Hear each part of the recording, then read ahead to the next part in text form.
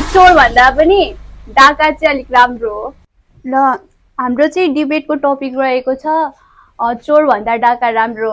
अघि भाइले भन्यो डाकालाई चाहिँ मान्छेहरूले प्रत्यक्ष देख्छ तर चोरले चाहिँ लुकेर चोर्ने गर्छ। तर लाइक आफैले दिमाग लगाऊ न, त्यो डाकालाई त मान्छेहरूले प्रत्यक्ष देख्छ भने त्यो डाकाले चोरेको त्यो लुटेको चिजहरू त सबै त्यो मान्छेहरूले त त्यो डाकासँगै त छोडिदिँदैन होला नि, पक्कै पनि वापस लिन्छ होला नि।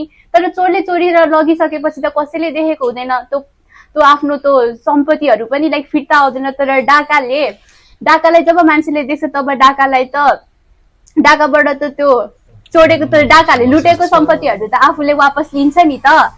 त्यही भएर चाहिँ मलाई के लाग्छ भने चोर भन्दा पनि डाका चाहिँ अलिक राम्रो हो। डाकाहरूले चाहिँ होइन हात हतियारहरू युज गर्छ यस्तो चोरी लुटपाट गर्नका लागि।